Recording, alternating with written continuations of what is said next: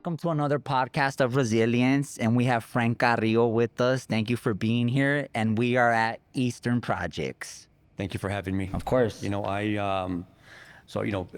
was going to interrupt you and say, no, my name is not Frank, it's Franky. But Franky Carrillo. But the reality, bro, is that I have a lot of different names. Right. But I think I've settled with Franky. There's a time in my life where Francisco, as my God-given name, the name my parents gave me. But it's been an evolution, and I answer to all of them: Frank, Franky, Francisco, Yeah. even Panchito too, Panchito, love But it. I was born here. I'm an LA native, man. I was born brother. in General Hospital, That's it. We're talking about who we are, right? And Right. I feel like I'm LA, man. I feel like my essence is what I love about Los Angeles, and I'm so grateful I was born here. Right. Well, let's start from there, right? You were you were born in Los Angeles, but where specifically? What side of town? Because as we know, Angelinos, that every side of Los Angeles is different. Right. East LA is different from South Central, from the West Side, and Harbor area, South Bay. It gets even deeper. So where are you from exactly? So I was born in General Hospital. So Down, I would say East LA, East but LA, now it's that's actually East- Boyle that's the East Heights. side, that's the East So I'm not sure. Depends on who you ask. It's either Boyle Heights or East LA. Right. That's a different conversation. But I was raised in Linwood. So my dad lived on First and Herbert in East LA. East LA, yeah. And at some point they moved to Linwood, and that's where I came of age. Right. Linwood was at the time it was I experienced white flight. So there was a lot of an example of a lot of white families who were still living in the city. Right. African Americans, Raza was there. Correct. Some Asian, a little bit of Asians towards the end. Right. But that's kind of where I found my identity as a young boy in LA. And that was what late 80s, early 90s. So when were you coming of age in that area? That's really. Yeah, I guess I'll use like maybe junior high school as like where I felt the spark happen, right? I was no longer an elementary school boy. Right. There was some agency, developing my friendships with the guys and the just people, right? Right. That happened, I guess, like in 86, 87 is when I went to junior high school. And right before that, because I know your story, bro. And the hopes is that we paint the picture of how our situation happened. You get me? Right. So, like, how was your childhood before that, right? Because the story's about a turn, but I just really want to lay down, how was that household like, really, right? Because as you know, we could talk about the community, but the real thing that pushes the individual is what happens in the household. I agree. We could say the barrio, but what happens in that household kind of determines on how we feel and what we start learning, right? Because you got to learn it from somewhere. So however you want to go, but how was your household really? I'm grateful we're talking about it this way too, because I never thought about it starting from the inside out, right? So my mother and father were met in Tijuana, so they're Mexicanos, and back then they must have had passports or had permission to cross the border back and forth. So because they were so close to their origin, to their families, we would go on a regular basis to Tijuana. So we would take that drive down the 5 and TJ on the weekends and come back. So I start there because my mom and dad really had trouble assimilating into the U.S. They almost like fought it. Their home base was so close. Were they? And they were originally from Tijuana, or they were from down south and then met in Tijuana, and that became home for a little bit? Because that's kind of what happened with my family too. My grandma. Yeah, that's My grandma's from San Luis Potosí, but she bought a house in Tijuana, so it was the same. And I think a lot of us do that, right? It's like still wanting to be in America for all the benefits, but still wanting to be part of your country. And Tijuana seems like it's the closest spot to Mexico, right? Yeah. So, but you're right. My dad was born in Torreon, Coahuila, which is a northern state of sort of northeast of Mexico, borders Texas. And when he was a young boy, a teenager, they moved to Tijuana, and they established roots there. This happened in the maybe in the 50s, early 50s. And my mother, she was born in Guadalajara, Jalisco, and same thing. So they kind of migrate towards the border. I think the idea is that Tijuana is a respite. It's kind of Yes, where you it catch is. your breath after a Uh-huh. long journey, And then and then you make the move to the wherever U.S. you're gonna Right? go, right? Or Chicago, you Los stay. Angeles, or you stay, Or or you you stay. stay. Right, right, right, And so I right. still have family in Tijuana, Yeah, so a lot yeah, stayed. A lot yeah. of them stayed. So the thing about my household was that we weren't, the old adage about like we're not from here or we're not from there. They sort of started that. I think the confusion of them not feeling settled definitely had an impact on me and my siblings. So there was four children, two sisters, myself, and my little brother. So two girls and two boys. We lived in a two-bedroom house. We had a nice front yard, no backyard. We had a single car garage. My dad was a painter. He would make these propane tanks, Manchester company, which back then it was a different design, but it was basically, it was labor work. It was factory work. And my mom was a stay-at-home mom. The dynamics that I recall from my childhood is that we were a very happy family. I don't remember myself complaining about our bedroom being overcrowded. So there was bunk beds. It was all Right, four in right, one bedroom. right. And I'm sure if we would have gotten a little bit older, that room, it would have been a problem. But Right. life happened, right? Right. But the way I like to recall the energy in that house, or the emotions, is that it was very loving. Right. Right. I felt like had a very happy childhood. Right. Formative years were definitely on point. They were definitely all that any kid could ask for. But I think as life started unfolding, my mother and father eventually divorced, and I think from there the How old were story. you when they divorced?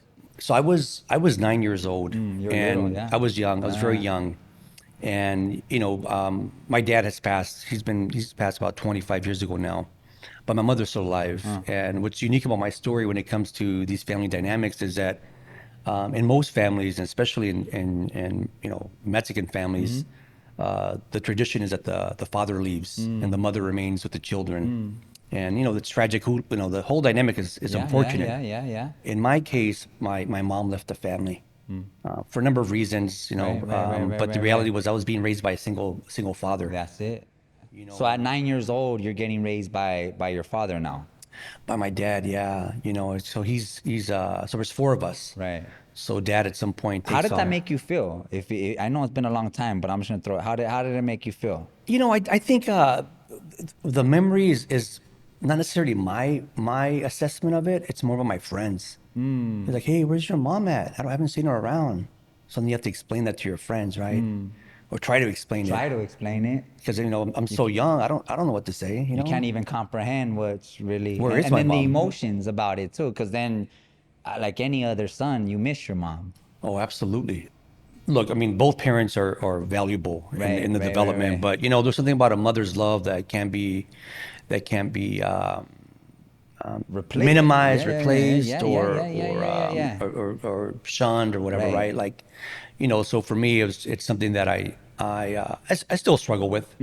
I still struggle with, but it's something that I have to embrace and realize that these are decisions she wanted to make or had to Right. make, Right. and so she made them. Yeah, and we don't gotta get too deep, but and I think like my father left, but like, and even on that aspect, I could say like that me up. You know what I'm saying? Like, and you still like even to this day, like you, and I think that one of me being a father, I was like, I don't know how to really do this, but I want to do what my dad didn't do. You know what I'm saying? Like, and that's, so I think even to this day, right? I look at my son and I'm like, yeah, I just don't want to feel that. So I think it's okay to say that those emotions are unresolved and we're still trying, Yeah, but but life has a yeah, life has a funny way of putting your feet to the fire. So I'm going through a divorce right now, and so here we go. Sort of the past is recreating itself all recreating over again, itself right? like that. And also what you say, putting your feet to the fire, right? Like it is that, because then like, because we share a similar situation, right? Because I honestly feel like if the shit didn't happen to me as a child, I don't know if I would have been able to endure what happened to us as an adult, I agree. Oh, I agree. I agree. And I right? but I think the feet to the fire that I'm referring to is that. So I've been analyzing my dynamic as for my entire life. My parents' separation, all the things that didn't happen or should have happened, what ended up happening. That's like the origin of a lot of things for me. Um, Now that I'm in this very similar situation, I promote my children to love on their mother. I never say a single bad thing about her. I want to make sure that someday my children read anything that I might have said about the mother, that it's all kindness, loving, supportive, because that's what my dad did. My Right, dad said, right, you know, he could have said a lot of things about my mom, right. but he never did. And so there's a moment where you can. It's now my turn to respond, and I prefer to be the father who's going to say, "Mom and Dad didn't work out, Right. but we still love you, That's it. and we're still here." That's it. That's it. And that's the truth of it right there. So from there, right, let's so you're staying with your father. And then a thing I want to touch on is the community around you. Yeah, yeah. Right. So and then I'm gonna speak it like that, bro, that I felt that something was missing in my home, and that's the same reason why I look to the homies. I know your story a little bit more, so I know that you were kind of born like with your older sister, right? So you were kind of already I was in the mix, bro. I in. think, you know, I think what's unique about the where I grew up at, and I'm sure maybe it's not that unique, but I think it's unique. You know, maybe the way I'm going to say it's unique. But what happened with me, or what happened in that part of Linwood, is that you kind of grew into your friends and their older brothers and folks who came before us befriended you in ways that you didn't even understand, that you were just becoming part of the group. And then one day you just kind of realize that, oh, these guys considered me to be one of the guys, you Yeah, know? yeah. And it's a very tight-knit community. Everyone knew Right. each other's families, grandmothers, everyone helped each other out. It's very close-knit. And so there was like no way to either run from that or to think of yourself any other Any other way. way? It just was Any like what other it way? was, you know. And there was levels of involvement. Right, Obviously, right. there were some guys who were, desmadrosos, Yeah, yeah, yeah. or the criminals, or the graffiti guys. There's a little, Right, or right, the right. the, Because the the thing party about guys. the It's people that everything, don't right? know about gangs, right? So we all join the gang, but then you got different people, right? You got guys that like like the party. You like guys that like the drugs. You got guys that like to shoot people, and really and everybody fits. It's really like a military, man. Yeah. It's interesting. You think about soldiers, right? You know, you're gonna join some branch of the military, but there's a photographer. Yeah. They might There's an have they might artist have trained soldier, him. They might have right? trained him how to shoot a rifle, but he doesn't have it on him. You know, he Yeah. just has his cameras, or the KP, the guy doing the food. Right, He's still right, part of right, the right. army, but he's not. He's on the front line. He's Exactly, not a front line guy, exactly, right? So I exactly. definitely was not a front Yeah, line kind of guy. yeah, So. yeah, yeah. And not embarrassed to say that, bro. That wasn't my thing, you know? Right, right, right, right. So, how is the community around you? I just want to bring people. Yeah. What? So this is you're gang banging. You're part of the barrio, or either you're gang banging or you're still part of the barrio, right? But what are the years? Bring me into the hot years. What year is this? So this is like Boys in the Hood, Easy E. We're talking about 80. 90s. No, this is like 80, 88, 89. 89. Crack is ravaging LA right now, right? So on the drug scene, I would drink some beers, man. You know, as a kid, but I was never But into the we're drug slanging stuff. booyah, bro. We're slanging booyah. But that was around me. That Yeah, whole yeah, that yeah, whole yeah, environment was yeah. around me. But what was going on? I guess, let me see. What was happening was gangster rap was was there. It was Yeah. happening. Mini trucks. It was a big mini truck scene. Right. There's always been lowriders, obviously. I Right, love right, old right, cars. right. The Compton Indoor. We Mm-hmm. can walk it from where we're at. Tire wise, it was pretty classic. The khakis. Right, right, right. The And where was gang culture? How did gang culture look in those years? You know what? My perspective is that the gang culture was pretty rampant. Yeah, It was out of control. It was Yeah, it really out of was. control. I remember there was a couple kids in the neighborhood. Actually, there was a couple kids who didn't mess around, but Yeah. they never came out of their house. They were Right. just like, they were really sheltered. and good for them, right? But I Yeah. felt like everybody either was hyper vigilant. Everyone was just worried about their turf, representing their neighborhood. Back then was a lot of fighting, a Right. lot of stabbing. People Right. had Right. carried knives and a lot of, and then of course there was shootings as well. But majority was like rumbles, right? People were fighting, which was Right. kind of weird, but. And do you remember politically what the political climate was for gang members during those years, right? Because I think I mean, I was very young at that time, but I remember there was a lot of infiltration from different law enforcement departments, like I mean, for God's sakes, what was that? They were building these gang units, right? Like the Crash, remember Crash? Yep, yep. Right? So there, I think, just to let everybody know, while all this is happening, the policies in LA are targeting these communities. Absolutely. So the interesting thing about Linwood and other parts of the city and the county, so Linwood had an internal problem. These are the LA County Sheriff Deputy gang members who were the Vikings. Right. And so here you are coming of age in this environment And this where was yeah, this this was is real. this is real. This is real. This Yeah. is like the cops are your enemies basically. The cops are out to harm you and harm the community, and they were. Yeah. They were doing a great job of it. They were the shock and awe was happening every day, and they were killing people, unleashing dogs on people. This is before obviously cell phones and cameras, and so on top of everything else, all the drugs, all the gang, all the poverty, Yeah. all the, you're a forgotten city in many ways. On top of all that, you have the law enforcement running amok. So when there is a problem, you're told. I mean, I was told as a young boy, everyone was told, if there is ever a problem, don't call the cops because you're only gonna make it worse. And so imagine living in a world where you have to ignore kind of like a common response, which is I need help. I'm going to call law enforcement.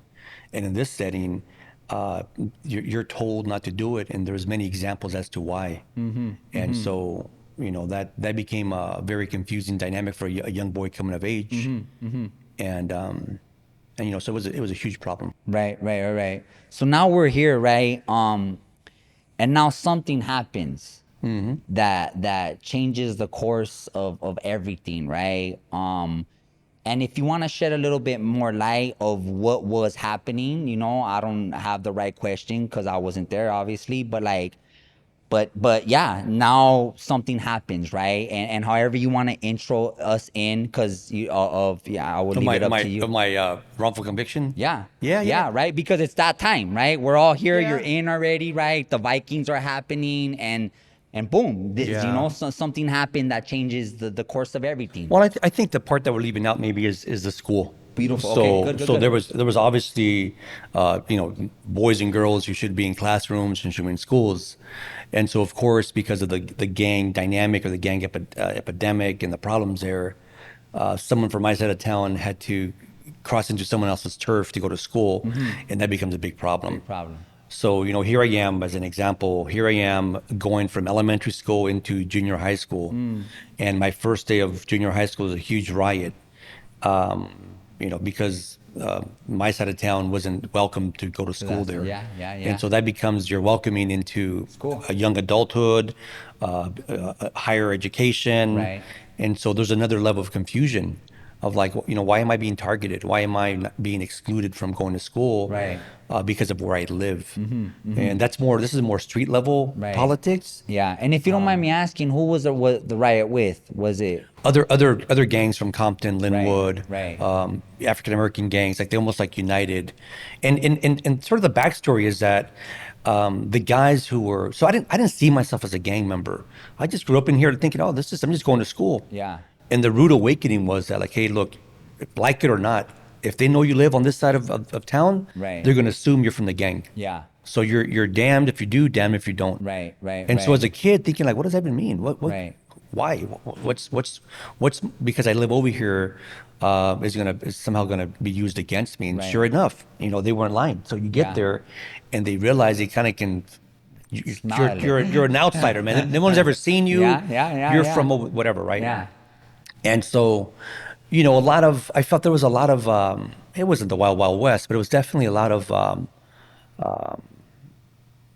like the adults were definitely not in charge, I felt. Right, They were letting right. the kids kind of just run amok, you know, Yeah. and to the point that you know, I went to school sort of maybe half the year.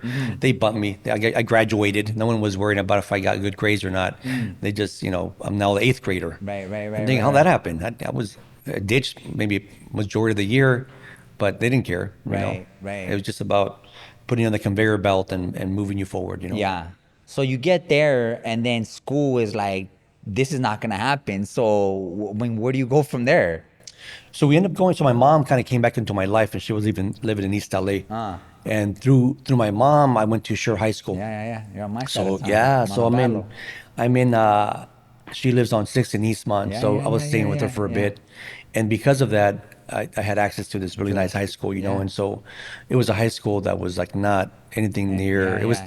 It was completely different all the way around, you know, and so I started going to school there. Uh huh. Uh huh. But I'll go back to my dad, and then we get into the story about my All right. incarceration. Yeah, yeah, yeah. Of So course. my dad, you know, to his credit, man, he was trying to be, uh, he was a great dad, but he had a lot to combat because it wasn't just the situation at home or the community, but the influence my friends had on me, my girlfriend, me wanting to stay out late at night, like all that stuff that's of coming of age, you know, being an adolescent. Yeah. You know, and there being other kids as well. It wasn't easy, man. Yeah. But my dad did his best to make his presence known. Frankie, let's come home. We have to go to school. And so I look back now and said, you know, it was really hard for a dad to manage a young boy who's trying to find his identity, Right. a young Right. boy who's afraid. You know, I'm Right. a kid. I don't understand. You know, and my dad was a little bit older than me. Yeah. Actually, you know, obviously he was older, but he was like an older father. Right. Right. Right. So Right. when I was Right. a young guy, he was like in his 50s. So he also had another style of kind of operating, you know. Right. Right. Right. Right.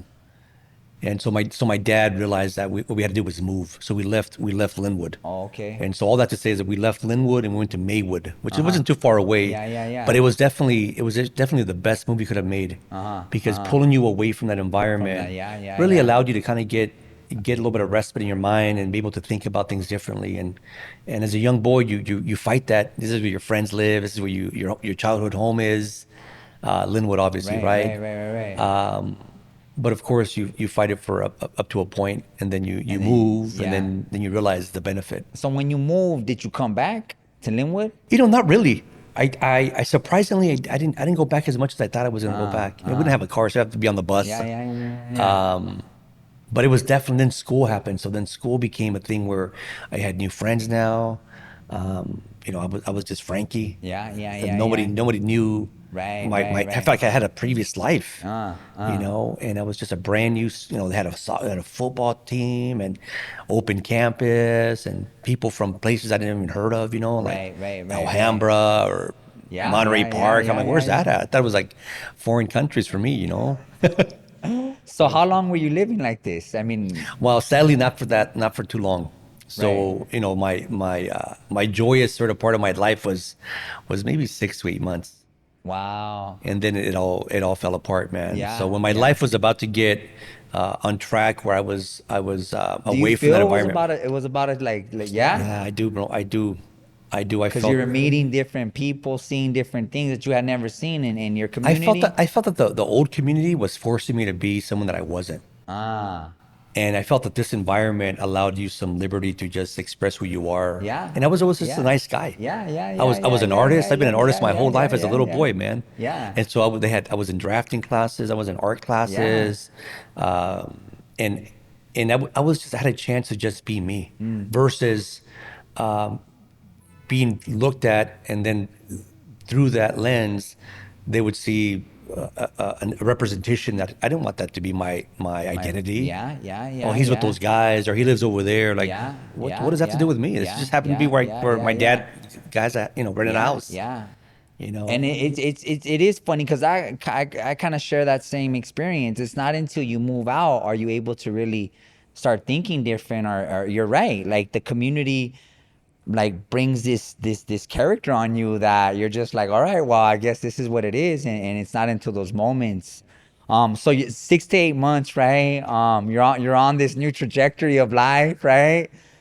And then it all falls apart, it all man. falls apart.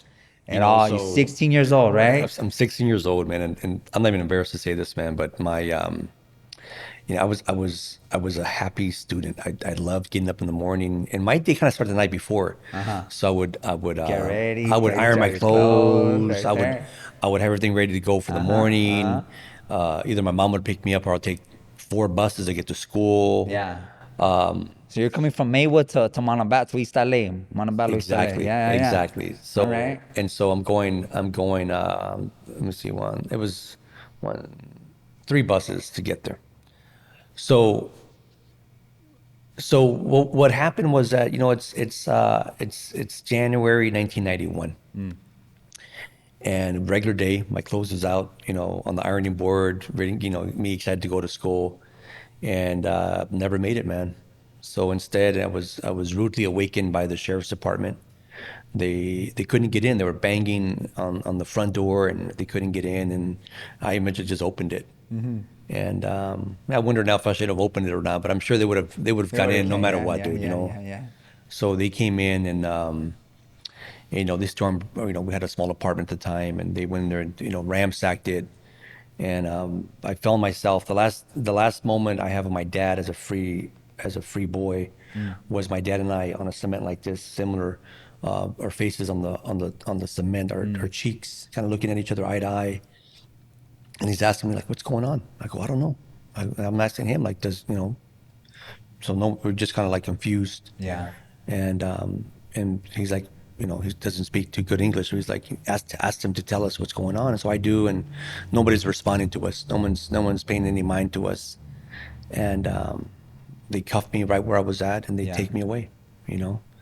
And the new journey of my life. I thought I'd been on many journeys prior to that, Right. but the new journey definitely was one that I was not expecting. And where do you end up? Well, I ended up at the sheriff's station. So they took me from Maywood to Linwood, and standard interrogation, Right, standard, read you your rights, and throughout the early stage of the process, I was expecting my dad to show up. I figured, they'll call my dad, he'll be here. This is your first. Is your first time being arrested? I had been arrested prior, but let go. Like it was just Yeah, yeah, yeah. some It's your random yeah, stuff, yeah, but okay, never yeah, been yeah. never been Yeah, convicted yeah, or you didn't court. go to juvenile hall. No. I went to juvenile once for a night, but Okay. it wasn't a DA reject. It was nothing that was serious, right? Yeah, So, yeah. but here's a situation where like these charges were very serious, right? So I was being accused of killing a man I'd never met, never seen, never heard of, and so my position as a naive 16-year-old boy was Right when you get there, they tell you you're being charged for murder. they did, yeah. Well, there was an interrogation, like, okay, so where Right. were you? And we got you. There's a witness, and they give me all this stuff that is, look, I'm trying to keep up with the conversation, But you're 16. but I'm bro. just like, what's going on, right? And all I can say is like one, I didn't kill anybody, and two is like, when did this happen? And the guy says, well, it happened 6 days ago, whatever, January 18th. So I'm young, so I can remember 6 days back. I'm like, no, 6 days ago, it was a Friday or whatever. I went to school, came home, I knew exactly what I had done. Very simple life that I was living. And they said, no, that's not what you were doing. You were out killing Donald Sarpy. And so then I realized, okay, this is real. this is serious, Yeah, yeah, yeah, yeah. And so Kevin Goran, the deputy, drove me to Los Padrinos. And on the way there, he gets into this long conversation about, you're never going to get out. Take a good look. Look what you destroyed. Look what you did. Your life is ruined. All that language, And so we get to Los Padrinos, and he basically hands me off to the probation department. Yeah, yeah, yeah, yeah. And then and now this is your first time being in juvenile hall. And what's that like? What's Los Padrinos like? It's interesting. I remember going through the you get there, and I think you go straight into the shower, I think. Yeah. And there's like clothing, there's pants, there was like the gray khakis, the blue, the brown, whatever. Yeah. Or not khakis, It's the gray. It's the gray on the bottom and white on the top, right? Exactly. Yeah. T-shirts Yeah. and a sweater maybe. And so, you get your clothing after you jump in the shower, and you get your shoes, whatever. You maybe keep your own shoes. And it was interesting because I remember thinking, I'm on a flashback here. I remember thinking there was a lot of rambunctious kids, like a lot of kids with a lot of energy. It's almost like they got all the troublemakers all in the same spot, Yeah, and yeah. nobody can sit still. Everybody just wanted to just, you know, graffiti on the wall, or scream at each other, or fight. Right. And you're trying to encapsulate all this energy from these young boys Right. between these walls, or in these rooms, or in these day rooms. And so then, obviously it's a place that's very unique when it comes to that. Right. You know what? The one of the things that blew me away going to Los Padrinos is that that was the first time that I realized that there was a bunch of other boys like me in the county that were just as up as me. Right? It Interesting. didn't matter what color your skin was. Cause I'm from East LA, bro. We don't have blacks over there. That's just what it is. You came to Montebello. Right. There was every culture but Yeah. Blacks, yeah. blacks. That's just what it is, right? So for me, I remember my Sally. He ends up he's a young black man from Watts, and that was the first time that I've been in close proximity. And it was like that's what we listen to the same music. Oh, you have a mom, I have a mom. Like Yeah. it's just it's not like it's really that. But you're right, and like we're all here together now. And for me, just speaking of like, I felt more welcome in there than I did on the calles. You get me? Cause like I don't know, like your dad was like sounds like he was somebody that you wanted in your life, but for me, I didn't have anybody that really wanted me in my life. So I felt more of a connection being in there than I did. But yeah, I just wanted to share that. So but you're there for a minute, bro. You're there for a while now, right? And Yeah. it's that like I spent a year, and I think in LP, and it just becomes part of the culture. You get me? For me. You didn't stay there forever, but was there anything that I think, bro, the first time I was in the hole was in LP. Yeah. You get what I'm saying? And like, let me just take it there. Like, they leave kids in isolation in LP, right? There's racial riots in Juvenile Hall. I learned about racial riots in Juvenile Hall in Eastlake. So there's these things that kind of, I think, hardwired me into what I was gonna become. Yeah. I never Staff thought didn't about give a this.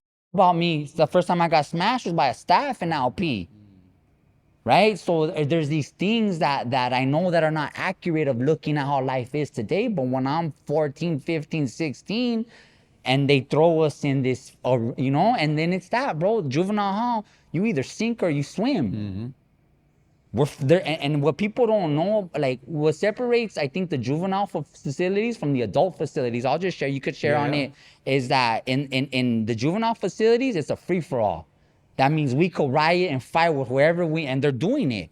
And when you get to upstate, you can't do that because any altercation will cause a whole racial riot. Right.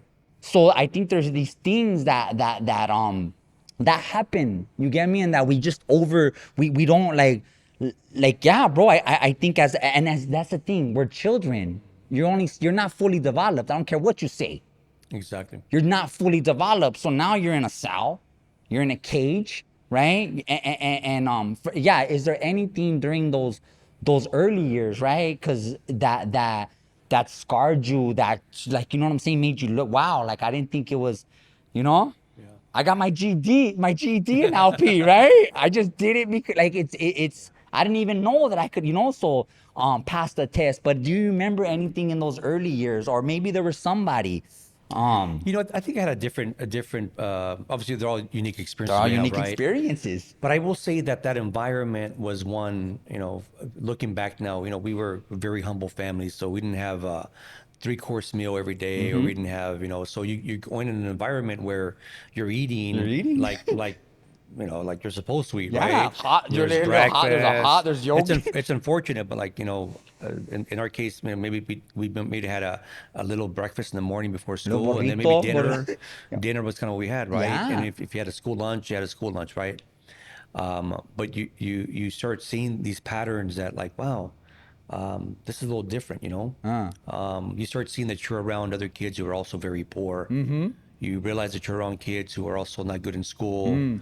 You start realizing that you've been marginalized, and here you are, right? I was really astute to those things. I don't know why it was, and I'm very sensitive as a human being, as a young kid.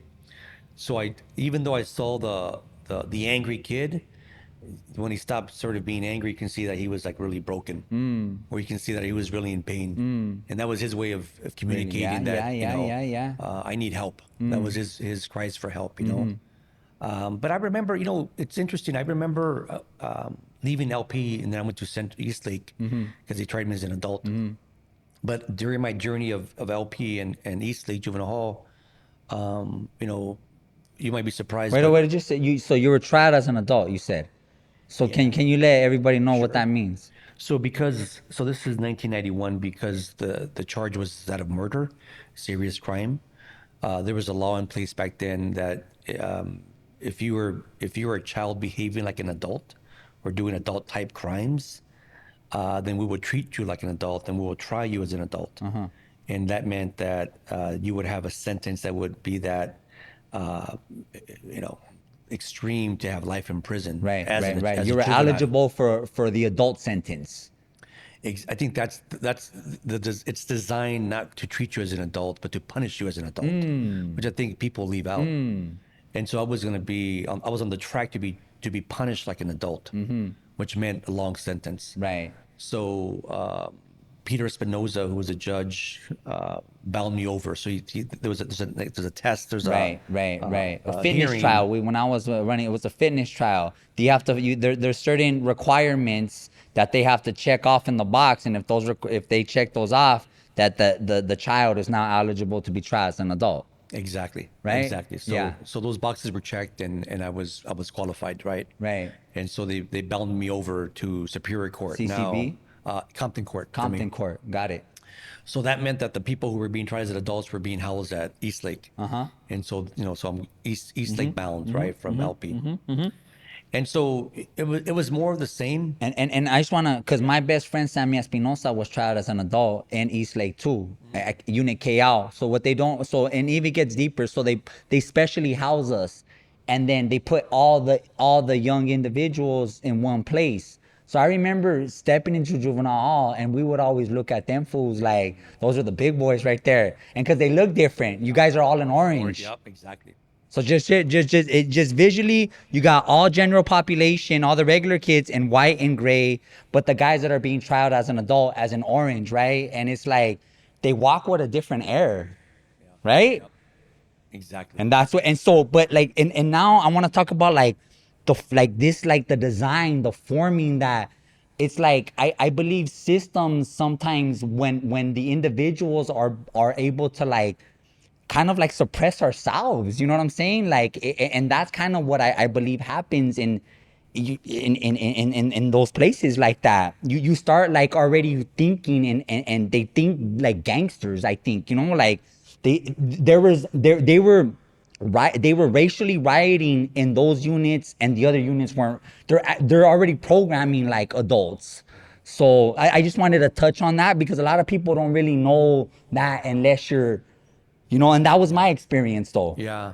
No, I hear you, and those dynamics were definitely there. You know, it's interesting, when I arrived to MNN, so I was in the unit above K now and East Lake. Yeah. I remember, it's such a bizarre thing that you remember, right? Things you remember or don't remember. But KL, they called them, so every unit is named ABC, and KL, they call those the killers and the lunatics. Exactly. I forget what they called the MNNs. I forgot the M&Ms. Yeah. I forget. Yeah. So I was in MNN. Yeah. And I remember walking into the unit during everyone was in school, so it was like no one was in the unit. Yeah. And it felt very like futuristic. I'm like, wow, what is this place? It felt very, you know, I don't know, futuristic. Yeah, because those are the new units. What you guys don't is, so in East Lake, it's one of the first juvenile halls, I think, of the nation, maybe for sure California. So it's very old. They shot American Me there, right? Yep, exactly. It's very old. But KL and MN are the new buildings. So automatically it already looks. Yeah, exactly. different. It looked very different, and for whatever reason, this is where they kept those who are being tried as adults. And so I get there, and a lot of people that I knew from growing up were there. Some of my friends were there, about 4 or 5 of them. So it felt like, okay, there's someone here that I know. So it was that was kind of good for me, I guess, right? But what was interesting was that at the time, staff members were doing what I think was their jobs, which is they're like mentoring. They weren't afraid to engage you and say, "Hey, how you doing?" Or, I see you're not getting an email or whatever, right? And and I really appreciated that. There were some folks. Your Yeah. majority were men, Yeah. who I remember just observing them and their behavior, that I caught myself many years later saying, "Oh, wow, I picked it up from that dude at Eastlake Juvenile Hall. His mannerisms. These are we're all always looking for models, right? Yeah. Yeah. Yeah. And so I happened to find a couple models there at Eastlake that I still think of them in high regard. And even though they were there to do their jobs, to be probation officers, um, they were pretty cool, man. I remember one time I was turning 18 years old, and my dad, parents were allowed to bring cakes in. Cakes. So I don't know if it was a visiting day or a non-visiting day, but whatever it was, it must have been a visiting day. It must have been the weekend. And you can see my dad coming from the main entrance across the Yeah. field Yeah. Yeah. Yeah. towards M&N and K now. And everybody started banging on the windows, Frank, here comes your dad. He would come visit. So they knew who Yeah. he was. I was there for almost 2 years, so they knew, my pops. And the staff was always like very respectful towards him, and they got the plates and the Yeah. forks, Yeah. whatever Yeah. out, Yeah. and it was cool to celebrate my birthday with my pops, obviously, right? And with all these other kids who were down and out, man, who were doing Yeah. time, Yeah. who maybe they didn't have anybody bring them a cake, and so it was cool to have a moment. I mean, it's such a milestone, right? Yeah, It's a bro. milestone of coming of age, Yeah, bro. and to be in a terrible situation, expecting things to go right, Right. be fair. Right. I Right. suppose Right. fairness is what I'm looking for. And in the middle of that, we tend to forget all the little details. So I really appreciate you asking these questions, because it allows me to remember that, although I was being dehumanized through this experience, my father was humanizing me, Yeah. Yeah. Yeah. Yeah. He was there. or the people who worked there, Yeah, bro. or my little buddies that I Yeah, was bro. becoming friends with. Yeah, yeah, yeah, yeah. And that's what people don't understand. Like we build there's a community, there's a culture, even in these dark circumstances, these dark situations, because yeah, and we pick up game from wherever we can.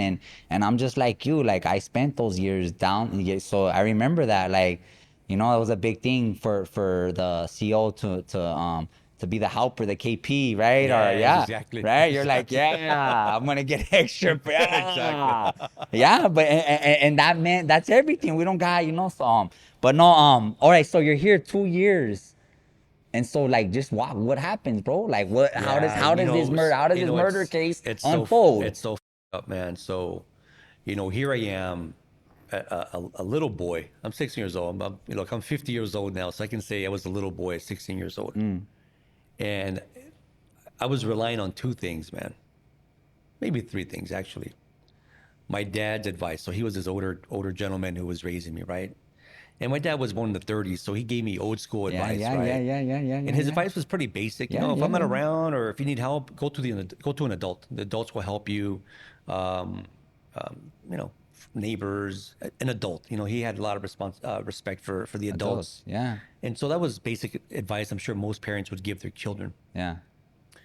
But I was also leaning on was the Pledge of Allegiance. So back then you had I pledge allegiance to in school, right? Yeah, yeah, yeah, yeah, And yeah, so at the end, there's the famous injustice for all. yeah. So that felt a little legal. It sounded for me, it's like that's the one thing legal that I can reference. That Justice, sounded that just sounded yeah, yeah, for all. yeah, yeah. Justice for all. That was like, okay, this is I guess this is how it's gonna be played out, right? Yeah, And then thirdly, although I didn't understand this, I just knew there was laws that were on the books that had been drafted, passed, that would protect me. Maybe Constitution of the United right, right, States, Bill right. of Rights, whatever laws are on the Right, books. right, right, right. The idea was that there were going to be instruments of protection for things to be fair. Uh, So I was expecting fairness. yeah, You know, because here I am as a young boy. It's already unfair. I'm already being wrongfully accused. right. But I was just like, I'm going to have faith in this process. Uh, And for me, faith in the process was that expecting that whoever I would be in front of, the uh-huh, judge, uh-huh, adults, that they would assess it and understand that they got the wrong boy. right, And that would be, in my situation, it would be a cool story when I get back to school, right. back to Sure High School. I'll have a cool story to share with my Yeah, friends, and then my life would continue. right. But it's not what happened. And so Mm. they kept me. And for many years, well, Well, I mean, so what happened? What was the so end result of it? the how it unfolded throughout Mm-hmm. the year and a half, almost 2 years, was that there was the crime was committed. It was a drive-by shooting in Linwood, where um, Donald Sarpy was murdered. He was a 41-year-old father, husband. Wow. From what I hear, was an amazing man. Yeah. And there were some boys who were standing out in front of his house. One of the boys happened to be his son, Damien, and his buddies. Just kids just hanging out, right? Right, right, Maybe right. one or two might have been local gang members, but Right, right, regardless, right, right, they're just right. kids hanging Yeah, out. yeah, yeah. And a car drives by, shoots a couple shots towards them, I assume aiming towards the boys, Right. missed them, killed the father. Mm. So, you know, tragedy, unfortunate. I mean, this is as worse as it can get. And it was only compounded when they arrested the wrong person. So it's me. Yeah. So what ended up happening in court was that these boys who were victims slash eyewitnesses was the evidence that was used against me. Mm. So they came to court and basically had been manipulated by the sheriff's department to lie. Mm-hmm. So they came and lied, and we know how that ended. Yeah, yeah, yeah, yeah, yeah, yeah. But as the boy at the defense table, I was expecting things to go right. I was expecting this to be exposed, that they were lying. Right. So one example, I'll give you one example that I like to share about how it would have been all exposed. So these boys who were saying Franky did it, to the credit of my lawyer, he said, well, how do you know Franky really do it? And how do you even know Franky? And the boy's like, well, I know Franky because we go to school together. So imagine you're the jury, you hear that, right? Like, oh, that's kind of profound. Yeah, yeah, yeah, Oh, yeah, oh, yeah. you guys go to school? What school do you guys go to? Linwood High School. Oh, okay. Do you see him in your like home class, or are you guys in PE? He's like, no, we're in math class together. And he sits near me. So it's even more, you know, wow, Yeah, that's yeah, yeah. strong. You're in his class. Yeah, yeah, yeah. This guy really knows him then. Mm-hmm, mm-hmm, mm-hmm. And then I'm bumping over to my attorney. I'm like, hey, I don't go to Linwood High School. Yeah. This guy has to be confused with somebody else. Yeah. And so I figured, oh, this is That's it. gonna be If taken, the yeah. witness is saying that the guy who shot the shot is the guy who goes to school with, it's, you know, they can prove that it wasn't me because there's records and stuff, Right, right? Sure, right, high right. school and everything. And even with all that, they still find me guilty, you know. And it really came down to he said, she said, whose story will be more compelling. Right. So in my corner, me and my dad. You know, my dad needs a translator because he was at home with me when, Yeah. the crime Yeah. happened. I was Yeah. And he at got home. he was on the witness stand? He was on the witness stand. Did you get on the witness stand? I did. Wow. Wow. Wow. And on the other side, it was wow, wow. these six boys, right, and the deputies and everybody else. So it was sort of it was if you kind of put that on the scale, Yeah. they had a better show, better Right. They performance had a than better we did. Yeah, yeah, yeah, yeah, you yeah. know. We had a little 2-man crew, and they had a They had a whole cast. ensemble. They had a whole They did. ensemble. You had a one-man show. They had a whole ensemble. Seriously, that's what it came down to, man. That's Wow. what it came down Yeah. to, All you know. right. So jury. Yeah. So all right. So yeah. So I mean, you're not thinking. You're thinking me and pops are gonna, you know, do justice for all. That's gonna it's gonna bring me home. Yep. But that's not what happened. It's not what happened, man. So And so that's it. They find you guilty. they find me guilty, man. It was like the worst day of my life, man. You know, they find me guilty, and you know, whatever. So back to me trying to process what this all means, right? And you know, your mind's not designed to make sense out of errors like this. So I'm like, you know, I can't even think about it, man.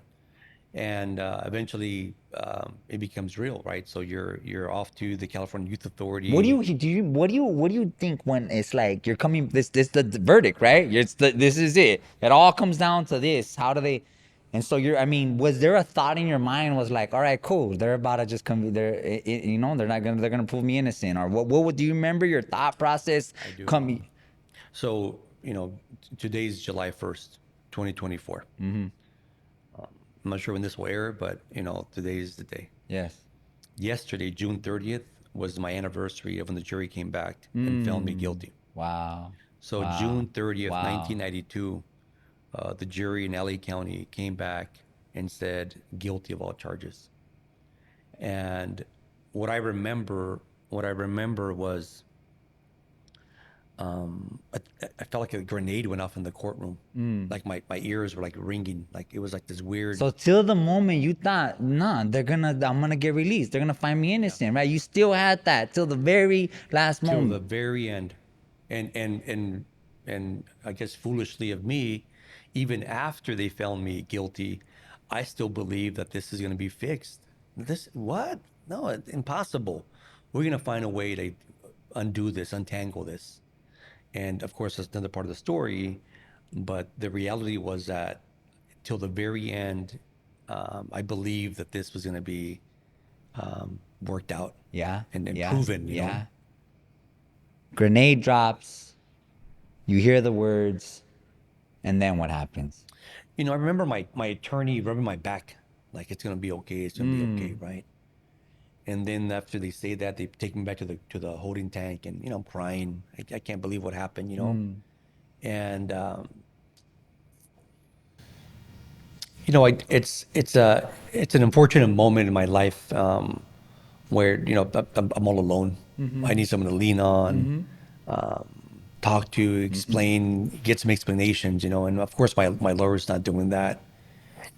And so I called my mom. There was a phone in the holding tank. I called her and told her I was crying, told her that they had found me guilty. There was no one in the courtroom. I was just me by myself, And I think she couldn't understand what was happening either. It was like hard for her as well. So she kind of just like, hey, I gotta go, and it only kind of compounded, as much as she was on her way out or what was going on, or she didn't want to hear it or couldn't process it. It only made things much worse for me at that moment, because I didn't care where she was going. You should have taken 5 minutes to just console me, Yeah. I remember one of the last times I was getting ready for trial. I remember looking out the window of the county bus and crying. Cause I was like, damn, I might never see these streets again.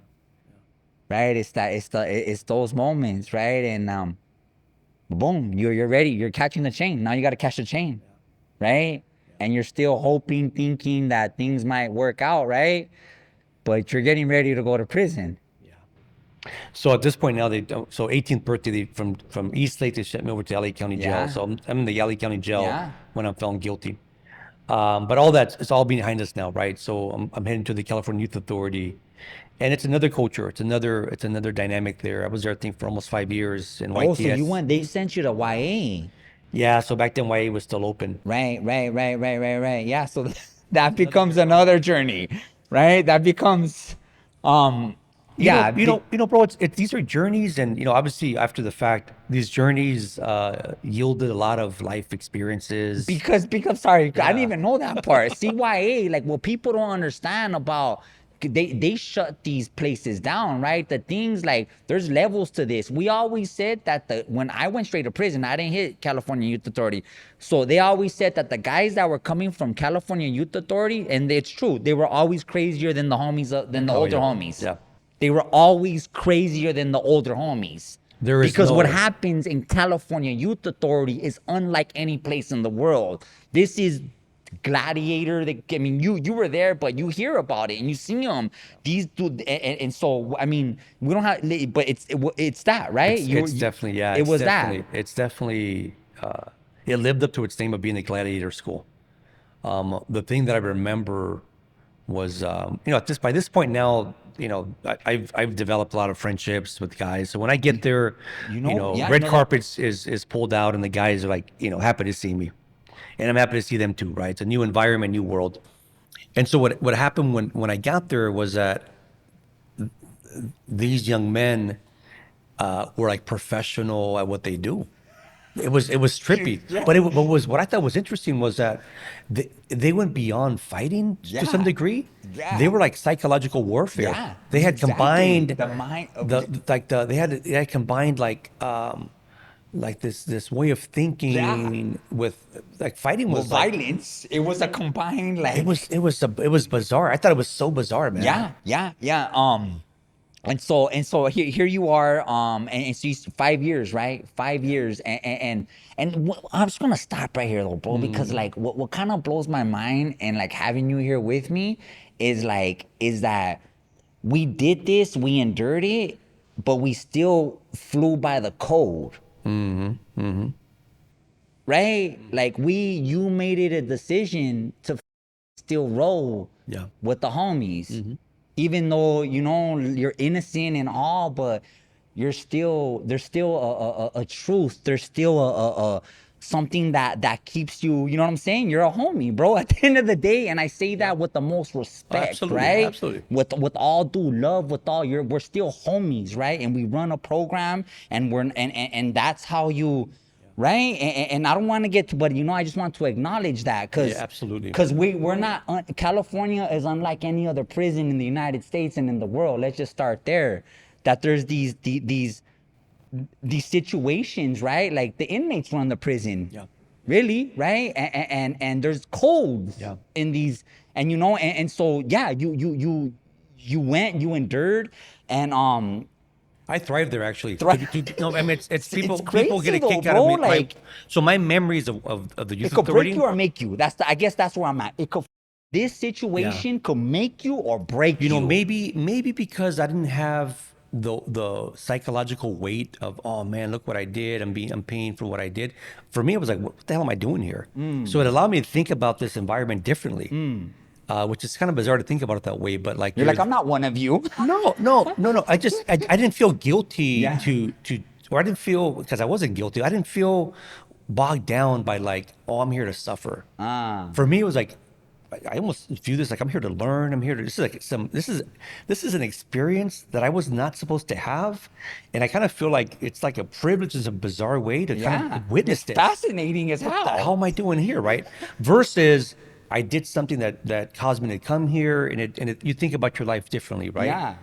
So You engage. You're like, I'm engaging with I mean, this. no, I mean, or I'm in what, it, baby. or what's my other option, That's right? it. That's it. There was no other Nah, option. nah. Yeah. And so, a lot of great stories there that Yeah. came from that. But I Yeah. think it also happened kind of wherever I was in my life, wherever I've been. It's this ability to be able to assess, understand, engage, be part of it. Like for example, right? So it was really about maybe taking advantage of the situation. So there was a buddy of mine who worked in the main kitchen. And so if you're in any confinement, space of confinement, food is the name of the game. So I happened to be in a position where I'm at the, I'm at the mecca of the food, at the main kitchen. And back then they made food there. There was a butcher shop, bakery. They would make food fresh every single day for every meal. And so you're in that environment where you're well known just because of your job Yeah. in some bizarre way. Yeah. And so that allowed me to move around the whole institution. I was the dietitian for YTS, which meant that I would make private dinners for the principal. I don't know if they had a warden, superintendent, maybe. Yeah. Other staff would come and say, hey, Frankie, can you make X, Y, and Z? And we had everything you can think of. Yeah. And so that allowed me to have some pull and like what other folks didn't have. Right. But it also allowed me, it reminds me now that, that job of who's making your food is a job, is a position of privilege. That's a good one. So for them to see like, okay, this guy here is someone we can trust, someone who is smart, Right, someone right. who can, we can rely on, I suppose. They see things. They seen things in you, right? I think it's like that too. When they see things in you, you're able to see things in yourself that you didn't see before. And coming from these situations, these communities, there's really no people to really see you like that. Exactly. So So I'm in a place of confinement, in a place of punishment, I suppose, right? But even while being there, I was still having to find myself in positions of not of authority, but positions of some privilege, where if I was a dietitian, that allowed me to that happened because someone saw something good in me. Right. Other places where I happened to be, same dynamic, right? Someone saw whatever they saw, something Right. different, something whatever it is that people are looking for, and so that allowed me to have some personal self development, value, and understand how this works. This Right. exchange that was happening. Yeah. Even in YTS, Yeah. So your California Youth Authority 5 years, but I mean, the most important thing is that you're innocent, Correct. right? So we start off 5 years, right? But I would imagine that you're still trying to figure this out, right? How to, and so And what's that journey? that's where so multiple tracks, right? So the track of coming of age, the track of assimilating into this new world. There's no what am I do? Kill myself? No, that wasn't an option. Right? So I have to embrace it, right? I've been sent here to be punished. What was your sentence? So I was sentenced to 30 years to life plus 7 consecutive life sentences, or actually 6 of them. 7 consecutive. Six, six consecutive. So you have to. What was that part for? So 30 years to life for the murder of Donald Sarpy, and 1 life sentence for every attempted murder. So these boys who were witnesses, that's how You they got a life sentence. Yeah. Wow. not as a package. Yeah, but It's consecutive. consecutive. Yeah. So you have to finish one sentence And then start the other. Right. So I view that as like this It's is life. It's a life term, right? exactly. It's a life term. So yeah. So what's this? Well, I will say about the fight for my freedom really started at YTS in many ways. So when I got there, somebody just I'm sharing my story like whoever I was, I don't remember who it was. It was a guard or my Sally, somebody. But the advice was make some noise. Like, you know what? Don't give up. Make some noise. And as a young boy who's still What does confused, that like mean? make some noise, right? So this is back when before emails or cell phones, you had letter writing. So Pagers? you went no, I mean not in prison, right? Yeah. So you had a cell phone. I mean, sorry, you had a pay phone, and you had the U.S. That Postal Service. That's it. That's it. So that was making noise, right? So making noise for me represented don't give up, outreach to the world, share your story, set a goal. Yeah. And so I started writing letters, man. I started writing anybody who I thought represented on their letterhead or storefront that they do with they deal with either justice or fairness, or I don't care if it was ACLU and NAACP, government officials. I was writing everybody, and the truth was that I was writing them maybe with a 6th grade education level. So I noticed this, and I said, you know what, this is not going to work out. Yeah. I ended up writing the California Supreme Court after my attorney dumped me in my appeal. And it was a very critical moment when they sent me back what I had sent them. It was like a 1-page little appeal. I had borrowed a typewriter and a dictionary. I was trying to be, Yeah. trying to do it Just- right, the yeah. best as I could. And they denied me. But how they helped me surprisingly was that they returned the letter back to me, my so-called little appeal. And I looked at it, and I'm like, I was so embarrassed. I misspelled my name. It was all emotional, like, help me, I don't belong here. And nothing legal about it. It was just like, again, some just kid, emoting, yeah. some kid just asking for help. And I looked at it, and it really broke me down. And I think it was one of the moments in my life where I could have just said, you know what, I'm done. Yeah. U.S. Supreme Court said, Life sentence, whatever. we're not going to hear you out, right? But instead, and I guess to my will to not give up, I said, you know what? If I'm gonna be heard or understood, I need to educate myself. Yeah, that's the biggest one, and it's just it's so fucked up, right? Because these communities that are being targeted are individuals with education like this, right? So that's like right, bro. yeah, So right. right. That's the fuck, and the thing is, bro, like we the intellect, the smart, it's in us, you know what I'm saying? But there's some homies that are just, they don't have it as much, you know what I'm saying? And they're not bad people, they just don't have that, but they're still enduring the same, you know, situation and circumstances, you know, of similar to this, you know? So, but that was it. The educational part is what really turned it for you. That's, you know what, because I was looking at my environment, and there was a lot of guys who just had rejected education on the outside, and they were rejecting it again on the inside. And for them, I felt that there was a dynamic there that like the writing was on the wall. There was a correlation here with behavior and education. And I just felt like, oh, in my case, it was a little bit different because I was trying to communicate Right. in writing. And so, of course, writing classes, GED, whatever I could do to kind of just better myself. And lo and behold, little by little, people started writing me back versus nobody writing me back. You know, and I think there was that showed itself down throughout my entire incarceration, Right. where folks who were either, you know, behaving a certain way, were folks who just couldn't read and write. Right. That was their form Right. of almost like protecting themselves. Right. Lashing out. Lashing out, you know? Yeah. Lashing out. So you're writing, and then what I mean, how does this, you know, where does, you know, how long are you writing, and when does the answer start coming, really? Yeah, you know what? It's you know, the answers I think took a long time to show up. Yeah. You know, the answers are definitely not, you know, instantly. You know, I eventually, it's, you know, left YTS and went to prison, and you know that the mission continued wherever I Right. went. It just continued, and I was getting more information, more advice, more inspiration, I suppose, from other folks. But it didn't really pan out until about 15 years into my 15 incarceration. years into your sentence, that's when you start getting some clarity, or what could possibly happen. Well, Why did you think it took 15 years? you know, I think that's a great question. I think it took 15 years to get the help that I needed. So people were writing me back, others wouldn't. But help finally arrived at year 15, 16 actually.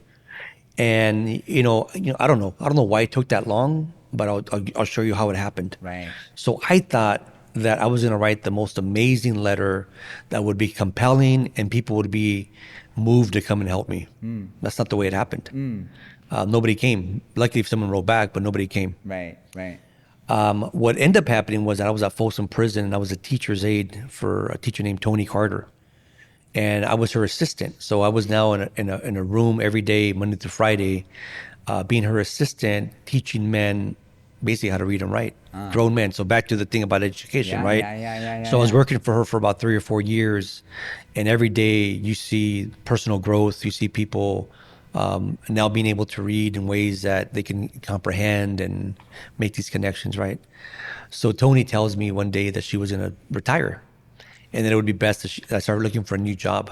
So I said, yeah, thank you for the heads up. And so, the day wraps up and I leave and go back to my cell, whatever. Well, that night I woke up to like a dream. I'm like, felt like I had been dreaming about something, and it wasn't really a vision. It was more like this urge or this messaging to say that was just telling me, ask Tony to help you. It's kind of all I can remember from the dream. Ask her to help you. And so Tuesday, Wednesday, finally Friday shows up, and it's her last day of work. And as she was leaving, I said goodbye to her and everything. As she was leaving, I had the courage to say, hey, Tony, would you do me a favor? Because it's hard to ask for a favor in those circumstances, Yeah. And she says, yeah, how can I help you? I said, Tony, you know my situation. You've read over my letters that I would send out. You know that I'm innocent. Do me a favor, if you come across a lawyer, a reporter, anyone you think that can help me, would you mind just sharing my story? No problem. I'll do that. Seems pretty simple, right? And so as the story goes, about 6 months after that conversation, she's now retired. This is Folsom, so she's in Sacramento, and she's at an event. And during the event, an attorney, Ellen Egger, stands up and during the Q&A, and she announces she's a lawyer, and then she asks the question. And so then Tony says, oh, here's a lawyer. She remembered me. And her remembering me allowed her to then move on that and go over and talk to this attorney about her employee, her friend, the guy who's still in prison, who's innocent. And so that conversation of her having the courage to remember and follow through was able to convince this lawyer about my pleas for help. And then she came to visit me at Folsom, and it kind of went from there. But this really moment that even I've even undermined. Right? I've even like, oh, there's a lot of big story, but that one It's critical just- moment, it was if that wouldn't that. have happened, We couldn't we be. wouldn't be. I would still be locked down. Wow. Wow. Yeah. So and that's really what so it was a lawyer. So you were looking, you needed somebody to really see see your case for what it really is. I didn't need a pen pal. I didn't need packages. I didn't need a girlfriend. I just needed someone who had the know-how on how to untangle this big mess. Because this is where I was at. I was entangled in somebody else's problem. Right. And that's the crazy part, right? Of like, the situation is crazy. It's a life case, but to untangle it was just the right person to help. Exactly. It wasn't this big old get the city to it was no just the right protests. person to help, right? And so God, came through like that, and so now you have somebody to champion your case, that and she is he or she is the person, right? So I remember she came to Folsom, and they said, "Hey, you have an attorney visit." Random, I didn't know about her, the conversation, so I go out there and I take some documents with me. And maybe for like an hour we talk and introduce myself to her. She's telling me, how she heard about me and so on. And before she left, she says, "You know what? I'm going to help you." She says, "I haven't looked at the case yet. This is the first time I'm Yeah. interacting with you. But simply for the fact that after 16 years, you are here, you haven't given up, you have a track record of all the things that you've done, you have a paper trail of all the things you've done to tell me, the lawyer, that this is serious. Yeah. And you present well, and so on and so forth. And as much as the you present well was sort of not part of the story, she reminded me that not only was I fighting for my freedom, not only was I staying alive in this very harsh environment, but I was preparing myself too for the day. I mean, that was my mindset. I need to be ready for when the moment arrives that I can seize the moment. And when she said, in passing, because of the way you're here, how you show up, I said, "Oh man, someone has noticed all the work that I've been doing. How else would they notice it? I am invisible to the world until this woman shows up and sees me and hears me." And so I think that was one of the factors about just like a very humanistic and very raw moment. Here's a person in need. Here's a person who hasn't given up. Here's a person who understands that he can't do it alone. And then boom, people show up. It took a while, but they showed up. Right. Yeah. And so that you got it's an appeal. So she was able to convince an international law firm to come forward, Morrison and Forster, powerhouse of a firm. They got on board. The Northern California Innocence Project, she was able to convince them. They jumped on board. So now there's a coalition of people, high profile, well respected, who are now my dream team. They're representing me. Yeah. So it went from a guy alone in Folsom Prison, now having monthly meetings in the visiting room with 10, 15 lawyers, like never seen before at Folsom, Right. representing me, having conferences, me as the client. Right. They were really good at centering me as not only as who they're trying to save, but they wanted my input. They wanted to have my decision making unfold right there and then. And so they weren't just trying to help me; they were involving me in the process, which is I'm really grateful they did that. And so from when they come on, how long is it till? So about 4 years later, so they had to investigate the Wow. case. Yeah. 4 years. Yeah. So they found all the evidence. So 16. So you're already on 20 years. 20 years. Yeah. Yeah. Yeah. So my 20th year is when they put the habeas corpus together to prove that all that they were saying about me was wrong. That they were lies. And they got to the point where they said, well, look, this is a case of innocence. Let's talk to the DA's office. And they did.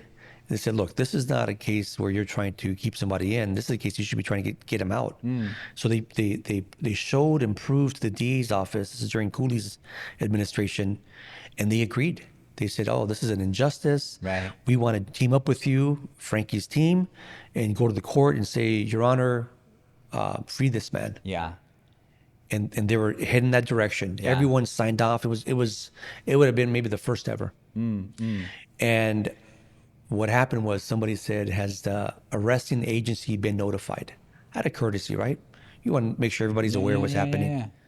So this is during Lee Baca's tenure at the sheriff's department. So they contact the sheriff's department and said, hey, FYI. And Lee Baca, what happened? Lee Baca got, right? He's the one that He was got, imprisoned, yeah. That's right. So it's still just, for those that don't know about during what happened, yeah, Lee Baca ended up going to prison. So he's on top of the administration right now, right? Exactly. Okay. So they call Baca himself or his people, and they said, don't let him go. Don't do anything. We need to talk. And so it turns out that here are the lawyers, not the investigators. The cops are the investigators. You know, they get their respect too. But this is the lawyers have decided what the next steps are going to be. And so now it became a political dynamic. So now the sheriff's department is saying, don't free this guy. We think he's guilty. We arrested him. We investigated this case. We need to talk. And so everything's halted. And it turns out that at the time that this was going on, during Baca's administration, Paul Tanaka was an undersheriff. So he was number 2 in command. Paul Tanaka was the sheriff sergeant in my raid team. So he was involved in my arrest too. When he was a low level Viking. Yeah. Oh, he So was a low level Viking. He was a sheriff. And now he's about to be number 2. So he's on number 2. Yeah. So 20 years later, he's now second in command. Yeah. But 20 years prior, He was a sergeant at the Linwood Sheriff Station. He was a Viking, yeah. and he was involved in the raid team, right? That morning. So his name is peppered throughout circulating in my case. Yeah. So I can imagine why he said, no, time out. Don't open this can of worms, because that would expose him as well, right? Yeah. So all that to say is that they forced the DA's office to go to court. And so versus conceding and saying, okay, just let this guy out. So they forced them to play it out in court. And they did. So it brought me down from Folsom. They had me here in the county jail. Yeah. And for about a week and a few days was driving to Compton Court for basically a final trial. Right. And I'm glad I played out that way, actually. Yeah. Because it was very therapeutic for me to see it all go back to where it all started, Compton Court, and 20 years later, it's where it ended.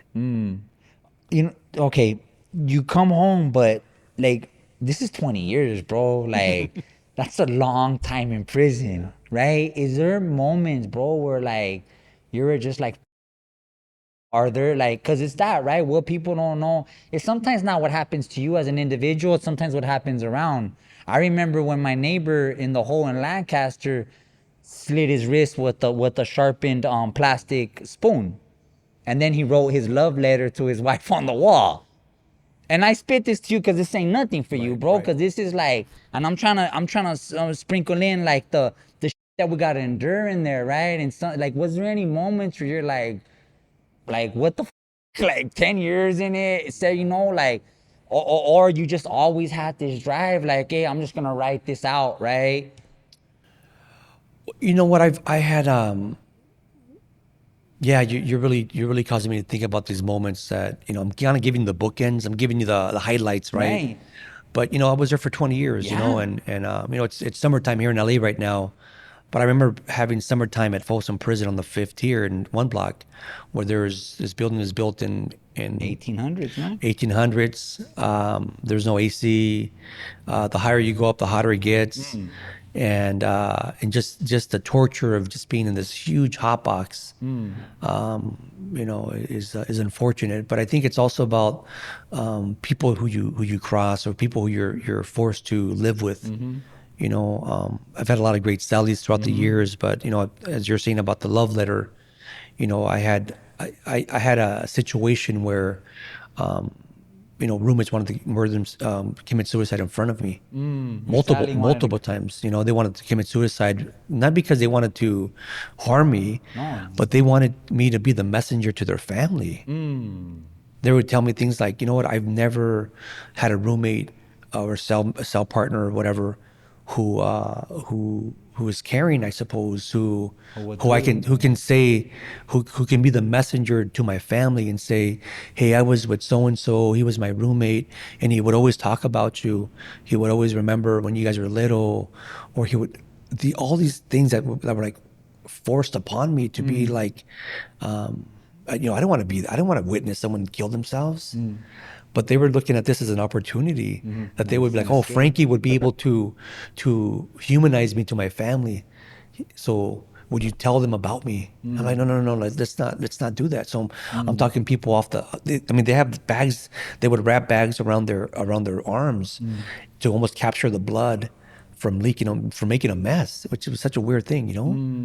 And Yeah. other times Yeah. where you see, the beautiful thing for me of being through that experience is seeing men see the light, whatever age might have happened, or clarity, or education, but they took off the mask.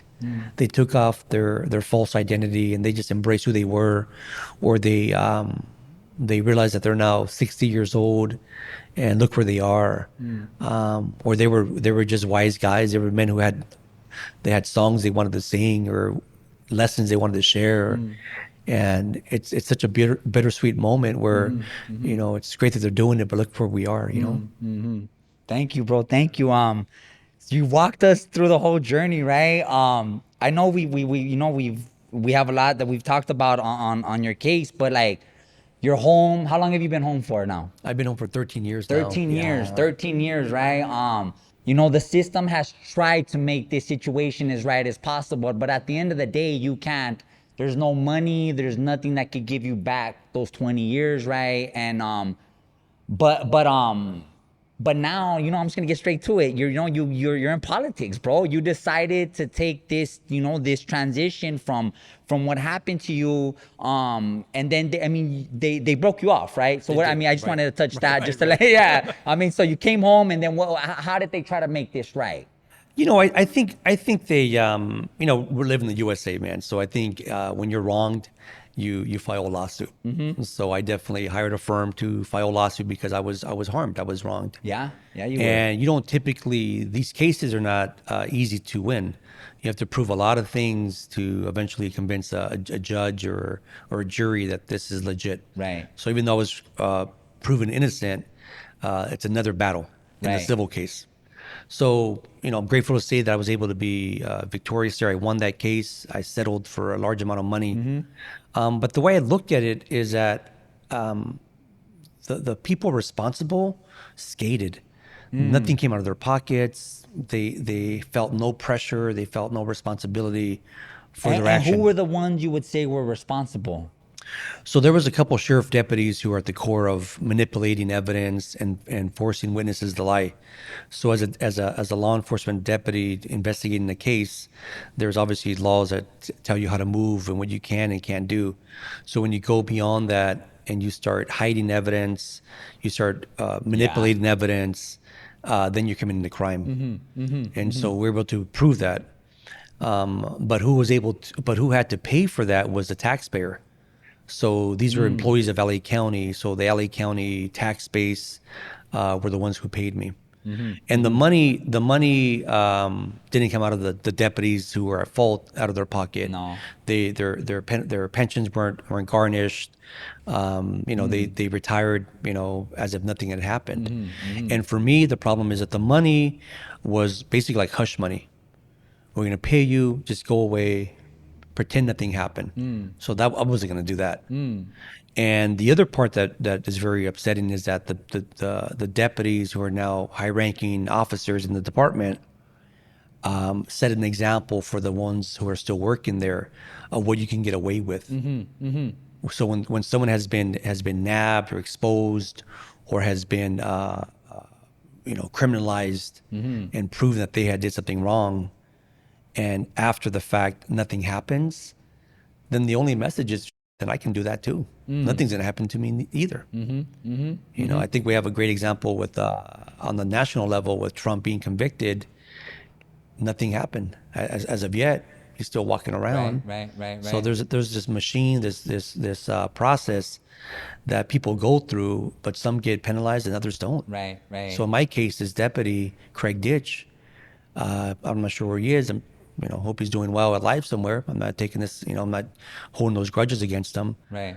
But I hope that it's a false hope here. Right. But what would have been great was that the department would have used that experience to train them to prevent this from happening again. But instead, they just act like if nothing happened. And do you think this is your drive to politics? Is this one of the reasons why you decided? Because that's it, right? Like you got, you got a good chunk of money, right? You could have done anything after this, right? But you decided to, to get into politics and to rep for, for the people like that. So really that's my biggest question. Why, right? Why when you could have just been, sipping Mai Tais and wherever you wanted to Some be. hammock somewhere, right? No, that's a great question.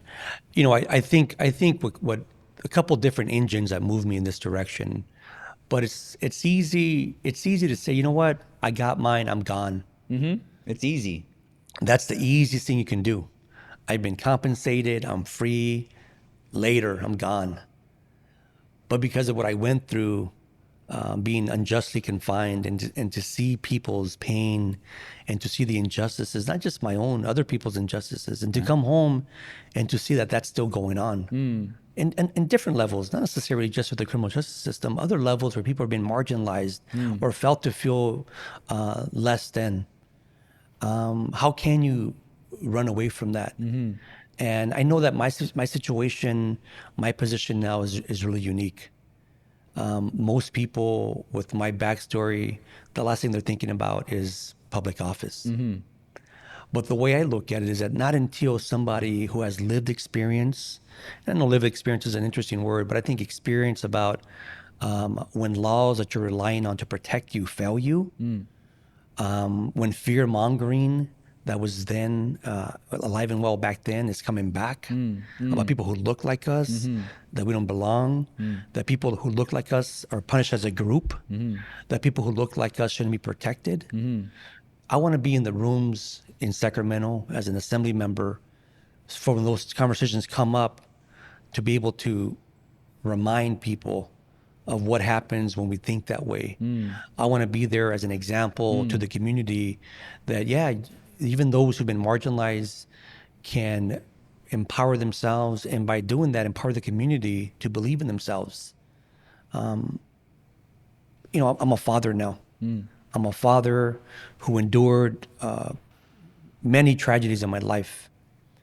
On the mental health component, I should be broken. I should be on the ground somewhere, unable to say my name. I was dehumanized.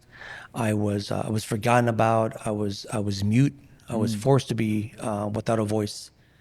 And so I want to encapsulate all that and be a representative people can relate to, and to be able to use all that I went to make this society better.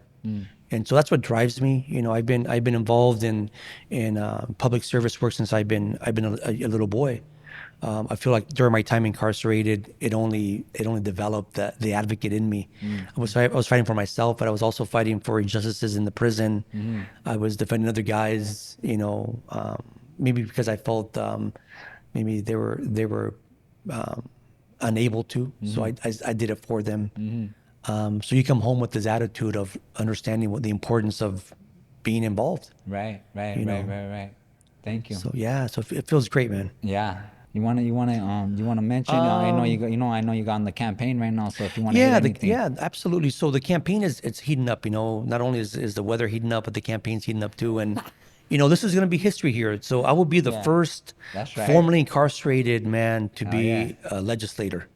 So for me, it's dynamic. Where for those who went to Princeton, Yale, hey, more power to you, you know? Good job, Princeton. Yeah. Exactly, right? Yeah. But you know, I went to jail and prison, you know. Yeah, So yeah, yeah, yeah. and there was lessons that I came Yeah, home there with is. Yeah, there is. that there is no school in this country or the world that will teach you the lessons that I acquired, that we've acquired. And so I want to showcase that those who society has trashed or saw that didn't have any value, that the truth is that we matter, we have value, we can represent, we're kind, we're fathers. We might have a strong persona, Yeah. or maybe our background might scare some people. Yeah, yeah, yeah, But yeah. the reality is that we're here, we're part of this community, Yeah. and we matter. Yeah, yeah, yeah. And yeah. it's time for somebody who has been told by others that they didn't matter, for that narrative to change. And so, you know, I'm always looking for volunteers. I'm always looking for people to get engaged. It's not just about me; it's about us. It's about an opportunity for people who haven't been invited to these sessions or these movements to get engaged. You know, because we went to an event. Remember that Hollywood event, right? And like, I got invited, but I don't go to these politics event. But I got a homie now that you know. So I'm like, hey, let's go, right? And I show up, and it's just right. You know, it's big money right there. And I look at him. I was like, so what do you do here?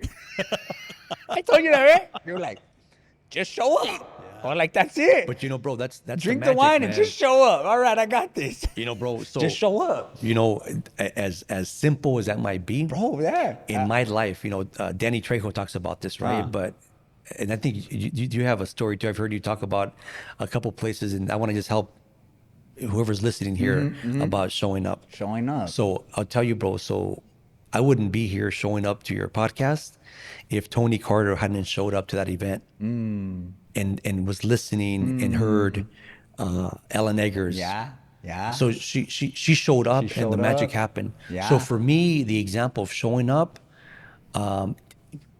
responding to the invite, and saying, "Oh, I'm going to show up." You might be showing up to an event, but who are you going to meet there? The connections you might make, the lasting memory. Yeah. Like all that's the mystery it. of life, you know. Yeah. So I think about, here I am in a situation where I'm showing up for myself, for my family, for my community, and the magic is not going to unfold until I get there. And I look forward to the day where I can walk into multiple prisons throughout California as an assembly member, and to ignite the fight, ignite the excitement in people who've been down and out, people who need an example, need a figure in their lives who says, damn, this society took all the value away from him, dehumanized him, took away his name. And regardless of that, he found a way to rebuild himself. Much better than who knows what could have happened. But the build is not over, bro. I'm free. I could have been happy with that. I could have been happy with the money, but it's not about my happiness. It's about changing systems that don't consider us to be part of the process. And as much as I feel sometimes awkward to be in places like, you know, I've been to I've testified in Congress, and how weird do I feel when I walk in there and it reminds me of a courthouse. You know, but I'm like, you know what? I'm not doing this for me. Get it together, Franky. You're doing this for the bigger cause. How awkward does it feel to be invited to the Department of Justice in D.C. and you know, heads of the state, all these experts there, and I'm brought in as an expert to talk about how we can incorporate people who've done time into mainstream employment and government employment. And so I'm there as an ambassador for people who I want to represent. But it's hard to walk in there, and a little bit of imposter syndrome happens, you know.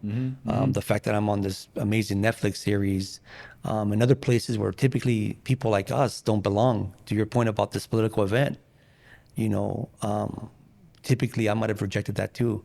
But I know the importance of showing up, being there, and saying, "Oh, they're here too. Yeah. They matter too." Yeah. Because if we don't show up, then we're just playing along. Yeah. Then we're part of the problem now too. That's it. And we have no voice in it. We're not, Exactly. Well, thank you. Well, I'm looking forward to going to Chino with you, man. Let's do this. Let's Chino do it. prison. Yeah, next. Thank you so much, brother, no, man. gracias, bro. Thank you for being here and sharing your story like that. You made my day, bro. Yeah. Thank you. Good? Yeah? All right, gracias, Thank bro. you, guys. Yeah. No, hombre, carnal.